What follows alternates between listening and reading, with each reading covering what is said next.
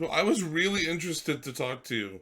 Yeah, Like, I like I had read about Cameron McAvoy over the summer, and it's a uh, similar story yeah, of like just had some burnout and like didn't really like want to swim anymore, and then came back to the sport and just completely revitalized your swimming career in a yeah. pretty No, dramatic I love, fashion.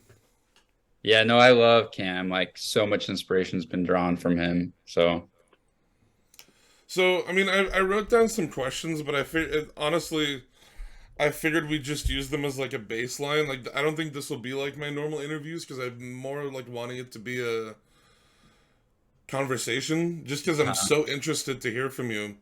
yeah, But I thank you. mean, we'll start things off by just introduce yourself. Tell people who you are, what your story is. Yeah, so my name is Jordan, Jordan Tiffany. I swim at BYU. I'm a junior in school right now, but I have a little more eligibility than that. So hopefully I'll be swimming for the next 2 years, and then I want to start my master's program after that.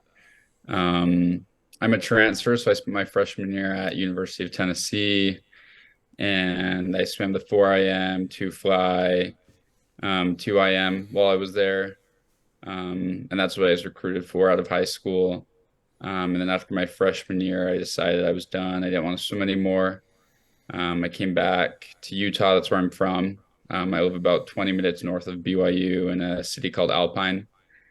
Um, Worked for a year. Again, wasn't swimming, wasn't going to BYU. And then I applied to BYU that year I was working, just as a student. Got into BYU. So this was last year. I was a student at BYU. And then halfway through the season, I joined back up with swimming and I was on the swim team. And so now I've been in the water for about a year.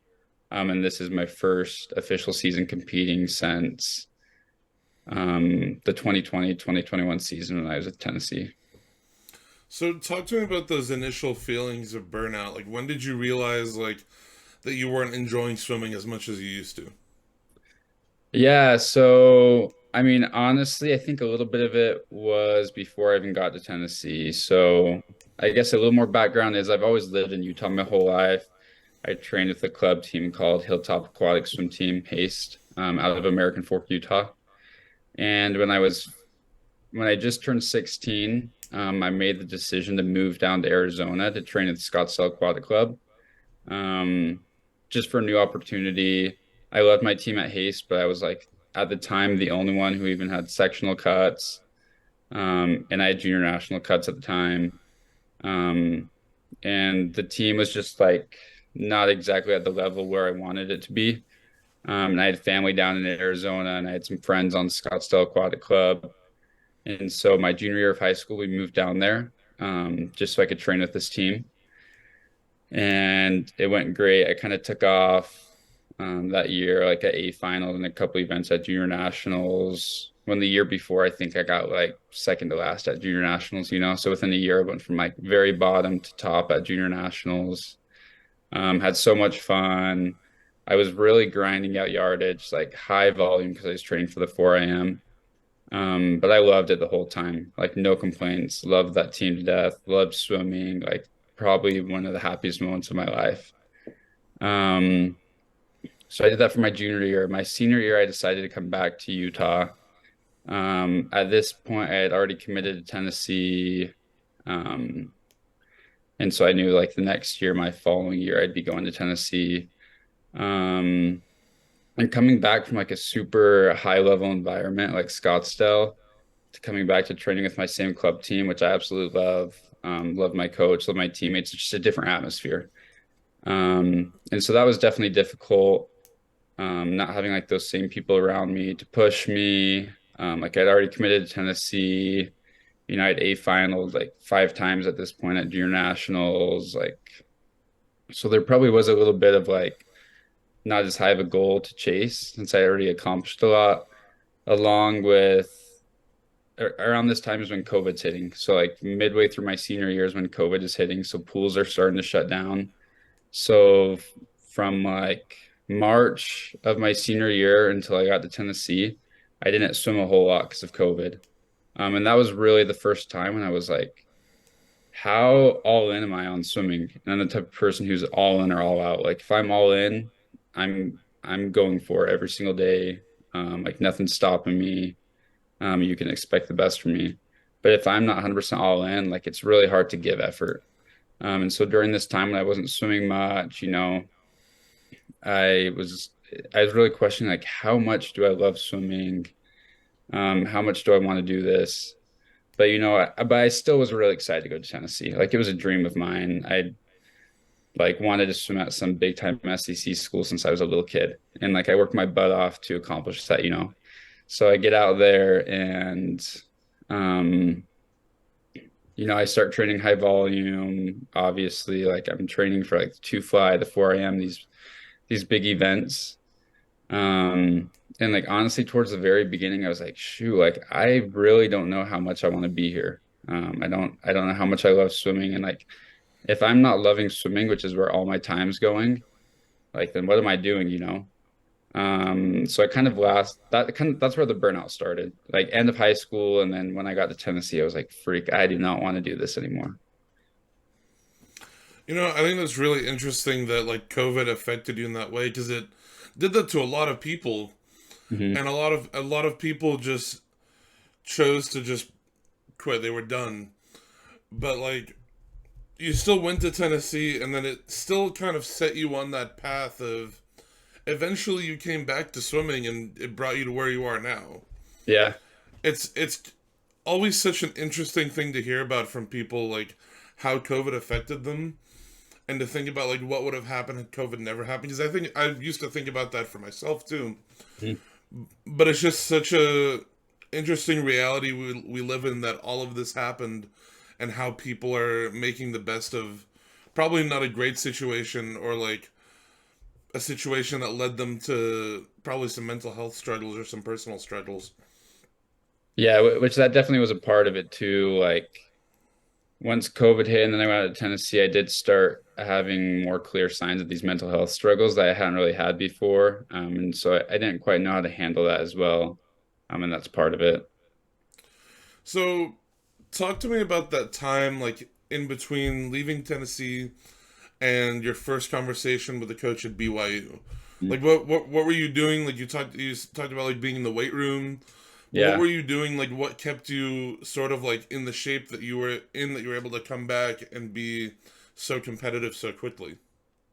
Yeah, so I left Tennessee. It would have been March of 2021. I'd finished SECs, didn't swim how I wanted to, but I didn't prepare to swim fast. So like that's on me. Um, and I left Tennessee and no intentions of ever swimming again. I was like, I'm done. Put that to rest. So I got back and I started a landscaping job with one of my buddies from high school. And I had never really been like I had done my weight room things at Tennessee, and done dry land, but I had never just done like pure lifting. Just bodybuilding is basically what it was. So when I got back from Tennessee, my buddy, me and him would hit a classic push pull leg split of just bodybuilding. And I did that like from the summer I got home, and I kind of stuck with that for like the next year. Um, and that's all I was doing, like nothing swim specific. It was just putting on strength. And I put on a good amount of strength and a good amount of size just from doing that. But again, it was like nothing was swim focused. So at that point, I wasn't like too worried about like being explosive. I wasn't too worried about mobility, anything like that. It was just like, let's see how big I can get just for fun. Um, and so I'd done that for about a year. And so now we're at, let's see, would that be summer of 2022? Yeah. So I'm at summer of 2022, like June of 2022. One of my buddies on the BYU swim team, we were hanging out. He's like, let's go work out. So we go to the gym. We're just hitting a normal lift, nothing swim specific again. And he's like, dude, I have an extra suit. Let's just see what you could go on the 50 free. Because I was like probably 20 pounds stronger at this time than when I left Tennessee. And like off his crappy iPhone watch, he's like, you just went 21-0. And like I'd never broken 21-5 in high school, and I hadn't even touched the water for a year. Um, like, and so in my mind, like, that was the first time it kind of sparked like, I mean, it was on his phone, so I'm like, I don't know how accurate this is, but I'm like, if I can go a 21:0 with like this is my first time swimming and however long, and I'm just thinking like if I put on a tech suit, if I didn't lift right before this, like maybe I could go like 20 point low or whatever. Um, and so that summer of 2022, it kind of sparked the idea. And I was enrolled for BYU in the fall. So I wasn't planning on swimming yet. Um, and so I started taking my classes August, September. Um, and at this point, that's when I started transitioning into like, I started watching these podcasts. Like Brett Hawk, I love watching his podcasts. Like, I feel like people have mixed opinions on him, but like what he puts out there and all this stuff, I absolutely love. Um, yeah, I love listening to him. And so I start like seeing some of these, what he calls like the sprint revolution, and I start thinking like, maybe I could do something like that. I don't ever want to go back to the high volume. So then the weight room now I start adding in some plyometrics. I start doing just less of the pure bodybuilding. I'm doing like lower volume, strength based. I start adding in some mobility. There's a guy named, do you know knees over toes guy? He's No, I'm afraid I don't. he's just some social media guy who has like a unique take on strength training. Um, like protecting your tendons, increasing your vertical, just things like that, being more athletic. So I start looking at some of these guys, and so that's what I start incorporating in the weight room. But I still haven't even touched the water since that day in the summer. It was just like, now let's get more athletic in the weight room. But I am kind of listening to some of these podcasts and like reading some of these stories, like Cam and other guys, or probably not Cam at this point, but reading like listening to like Brett. And anyways, then November, just randomly in November, I just have this feeling. I'm like, screw it. I'm going to reach out to the head coach at BYU, and just propose this idea. Like, hey, just let me redshirt. Um, like, let's try this out. And it was actually funny because I was sitting outside BYU's athlete building because all my friends are the athletes at BYU, so I hang out with them. And so I was sitting outside the athlete building, and the head coach walked right in front of me, Sherry, without me even asking her, which is crazy. And she just said, "Hey, how are you doing?" She's known me since I was a kid because she coached my parents at BYU. So I already had that relationship with her. And so, anyways, we talked in her office, and I said, "Hey, this might sound crazy, but like, I want to start swimming again, and I don't want to do high volume. I don't want to do the 4 a.m., the two fly. Like, can we just try out sprinting?" And she was on board. She was so supportive from the very beginning. We decided to redshirt me, and just try this thing out.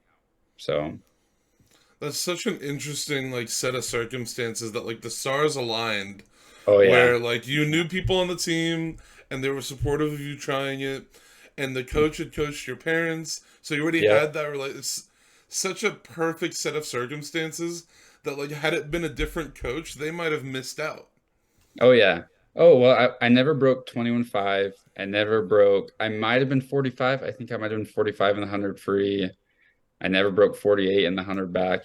So it's like, why would a 21.5, 45, 48 guy come in and say, like, let me train sprint? Trust me, I know I can go 19 and 42. And, like, it just doesn't make sense. Yeah, it like I mean I would hope there's a coach out there that would recognize the potential there and like go for it, but it's just awesome that she was like totally on board and like helped you do that because like look at where it ended up. Like I think Yeah. now you're top 10 in a few events in the whole Uh-huh. country. Yeah. So talk to me about like the specific differences in how you're training now compared to like when you were at Tennessee or when you were at Scottsdale.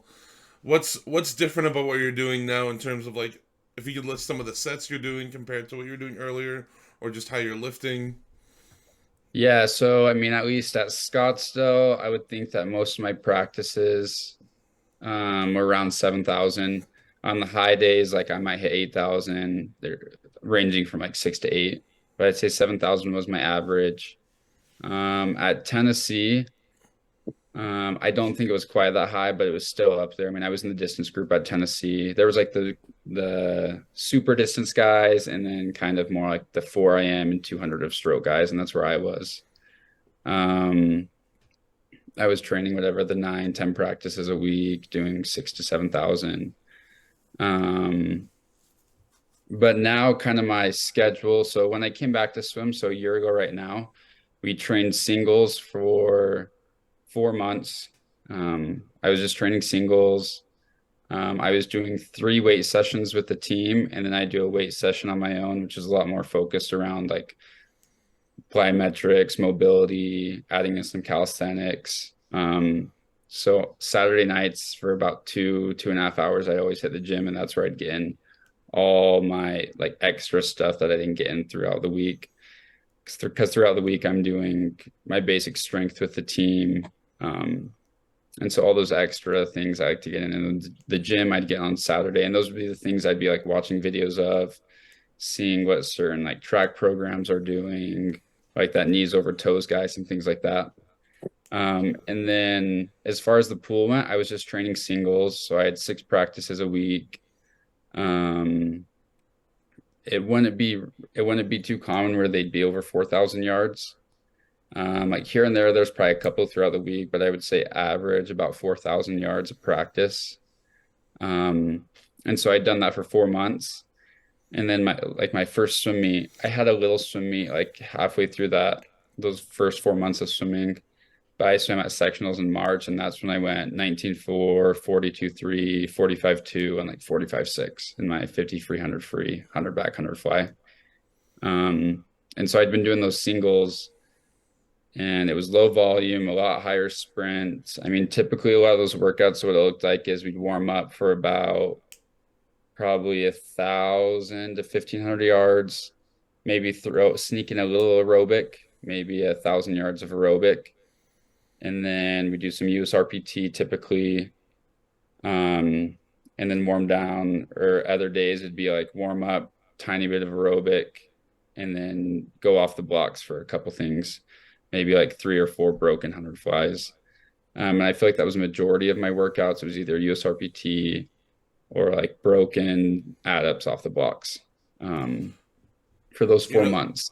that sectionals meet was probably like the moment where like the light turned on of like this is working.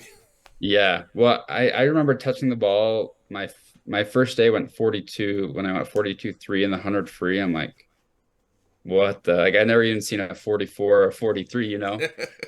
And then, and like, there was still, I feel like I'm pretty aware of how I feel in the water and like what I'm doing. And I remember like swimming through the race being like, shoot, I missed that. I missed this. And then I touched and I'm like, if I can go 42.3 under 4 months of training and still swimming pretty sloppy, because it was my first time swimming that fast. So like my turns were a little janky, like where I was breaking out was different than what I was used to. All those factors, because it's just every time you swim, you learn something, right? And so that was like my first race and 100 free fast ever. Um, but yeah, total light bulb moment, thinking like, okay, I'm gonna do this thing. Like, let's switch it up a little bit. It might be a little different than most people are doing, but let's try it. And I mean, it's working. Like it's been proven now, at least from multiple people now, that that kind of training works. And it Mhm. honestly is enticing to me as a. I've graduated from my college team. Like I'm out of eligibility, Yeah. and I was a miler, and now I'm like, okay, so maybe I could be a 50 butterflyer now. Yep. I know who like, let's be real, if anyone had the chance to do the 50 free or the mile, like no way someone's gonna pick the mile, right? I mean, I always embrace the challenge of distance Yeah. events solely because like nobody was doing them, and I'm like, I'll do it. Why not? Yeah, yeah, But yeah. like in the back of my mind, I always knew I'm like, if the 50 fly was an event that the U.S. focused on, it would be the only thing that I would swim. Yep, yep. Go all in, train for that. I love that. So heading into this NCAA conference season, Mhm. into your junior season, what are like as much as you're willing to share? Because I know some people are very like secretive about their goals. Like it's a personal thing. So as much as you're willing to share, what are some goals that you have for yourself, and then overall that you would like to see the team accomplish? Yeah, so like as far as my season's going, I think we might have actually done a little too much. So I've been training three doubles a week this fall. And so I think we're actually going to back off that a decent amount, and I'm going to try and go down to two doubles and have those doubles be like like the morning practices be extremely low volume. Like I had a set this week. Um, because that's the other thing. I love being able to work with my coaches. They listen to me, I listen to them. It's like a collaborative effort. Um, and so after mid-season, like I went 44 my 100 fly, but I know I'm capable of more. And so I said, hey, let's try and switch some things up. And so they're like, all right, let's try it. So like my set on Monday morning was I warmed up for about 800 yards, and then I did 8 efforts on the towers, like 10-second bursts on like 3 minutes. And then I had some 25s fast off the blocks, and then I shut it down and I was done for the day or done for that practice. So the whole thing ended up being like under 1,200 yards. And it was awesome, like pure front speed. So there'll be some things changing in my training, but as far as like looking forward, this is BYU's first season, the Big 12 conference. So we're so excited for that, like to be able to raise some different teams. We'll have to step it up a little bit, but we're super excited about that. We have another guy on our team. His name is Brad Prolo. He's been a 141 in his two fly, so he's kind of a shoe-in to qualify for NCAAs. And then we have two relays that are pretty close to the A cuts right now. So we're hoping we can get those relays in, score some points, and we want to be top 20 at NCAAs. Our highest finish at BYU is 20th. We've never cracked above that. And so our team's really working towards getting those relays in, scoring. I'm going to do the best I can to score all the points I can, because I want to see a top 20 finish for BYU. So that's what we're working towards as a team, which is super exciting. And then as far as like my personal goals, like you said, I'm a little more private about that. But like I have all the confidence in the world that with like some tweaks I'm making, I can do a lot better than what I did at midseason. Like I am pretty private about my goals. Um, but yeah, there's a lot of things I'm excited to change these next couple months and to see what can happen. It's really awesome to see like a lot of the time when there's a team that can be built around like one or two swimmers who are doing exceptionally well, like the guy on Mhm. your team is going 141 in the two fly, or like you going 19.4 in the 50. It kind of ends up being like a ripple effect of like other people on the team see that and they start it starts elevating the whole team. Like there's been a number of college programs that have risen from like relative obscurity to like now the best example I can think of is Auburn University. They Yep. were the top sprint school in the country for like a decade, and then they kind of dropped off the map. And then now they've had a few guys come in who are really fast, and it's like a building effect of a few years ago they didn't score.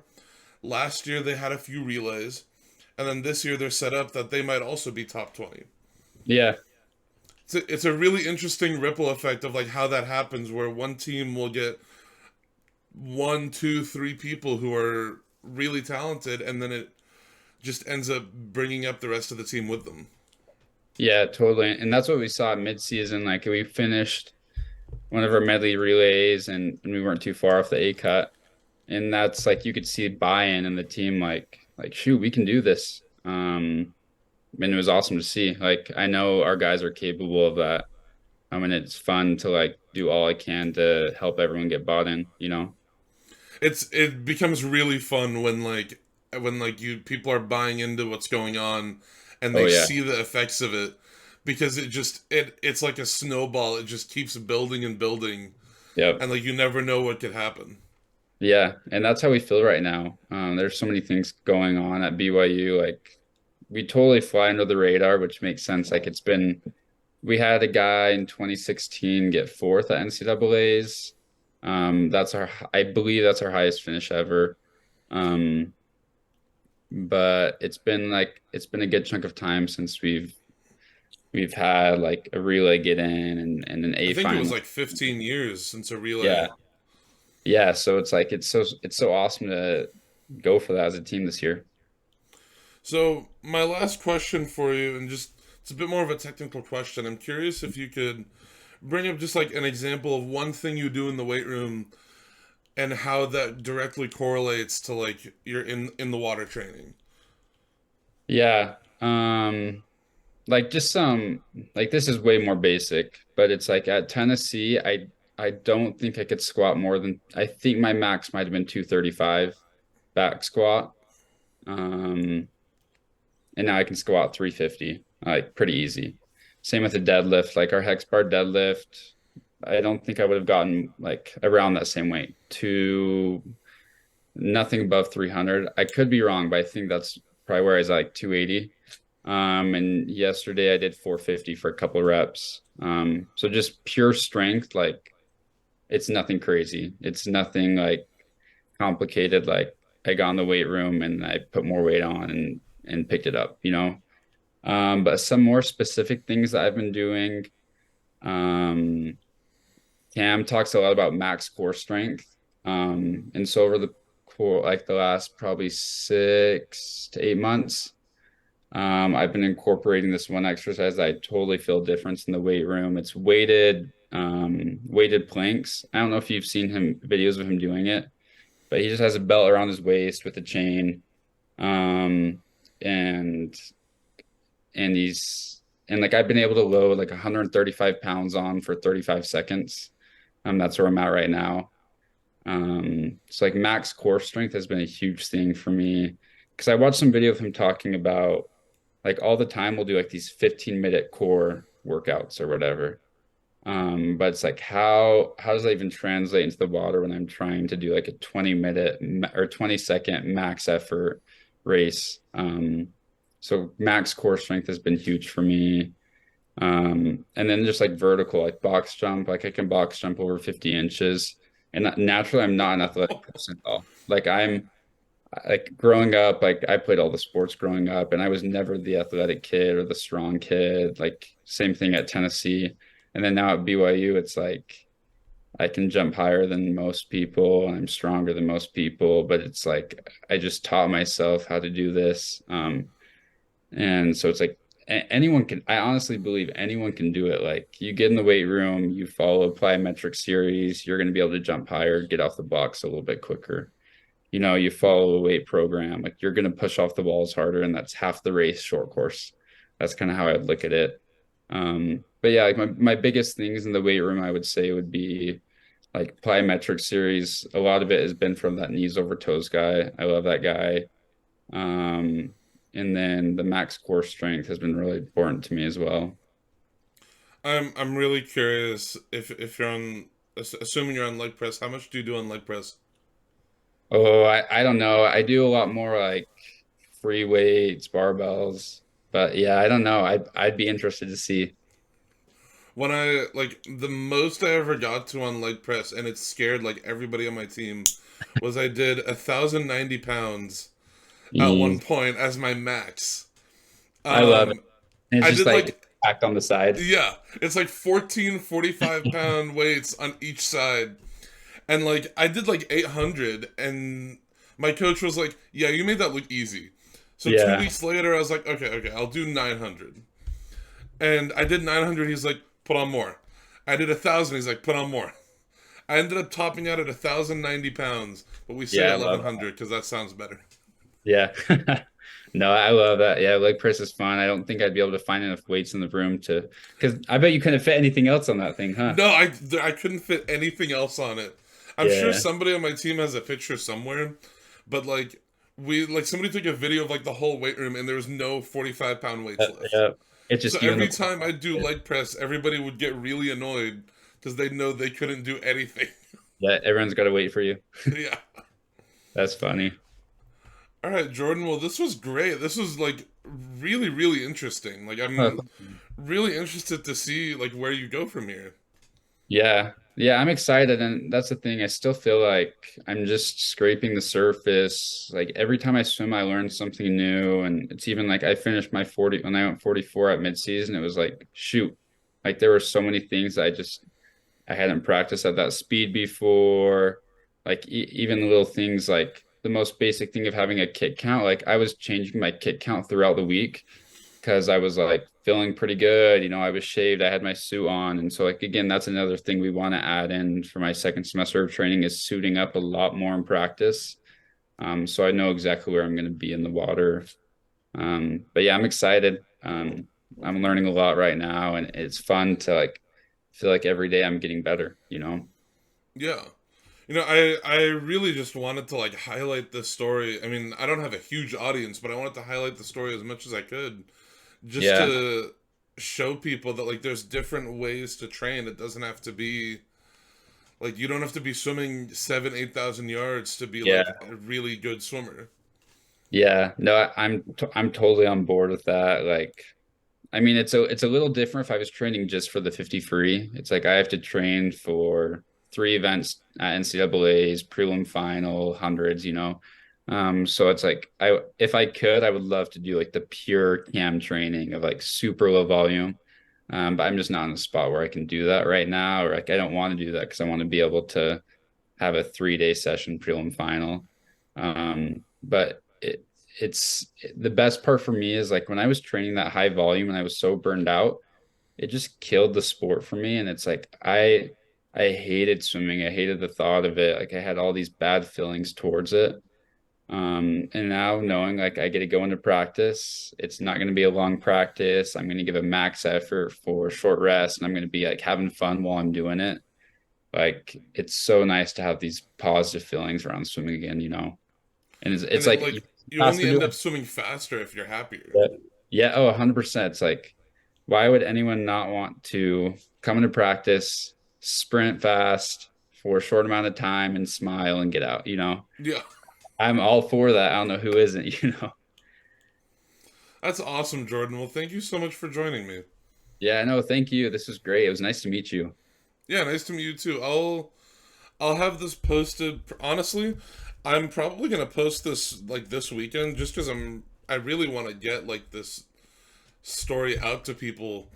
So it'll probably be posted this weekend or early next week. That's awesome. Thank you so much. This was so fun.